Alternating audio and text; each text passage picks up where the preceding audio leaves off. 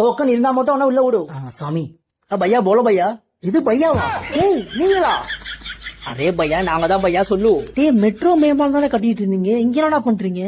Array பையா முறைப்படி மந்திரம் படிச்சா யாரு வேணாங்க வேலை பார்க்கலாம் கவர்மெண்ட் சொல்லி பல வருஷம் ஆகுது. நீ இங்க வந்து வாயா பொழந்துட்டு இருக்கே. நீ வேணா மந்திரம் படி வந்து வேலை பார்க்கணும், யாரு வேணான்னு சொன்னது? நான் எதுக்கு நான் மந்திரம் படிக்கணும்? அரே பையா இன்னைக்கு மூத்த நாள் என்ன கத்த வைக்காதே. கூட்டத்தை பாரு, எந்த டோக்கன் சீக்கிரம் சொல்லு. நீ 100 ரூபா டோக்கன் வாங்கினா சாமியை 1 மணி நேரத்துல பாக்கும். 500 ரூபாய்க்கு வாங்கினா சாமி 1/2 மணி நேரத்துல பாக்கும். நீ 1000 ரூபா டோக்கன் வாங்கினா சாமியை உடனே பாக்கும், பக்கத்திலேயே பாக்கும். போற போக்கப்போ தமிழ்நாடு சிஎம் கூட ஆயிருவீரா. இந்தா 100 ரூபா டோக்கன் கொடு. இந்த டோக்கன் இப்படி லைன்ல நில்லு. டேய் எங்கடா கருவறையில சாமியை காணும்?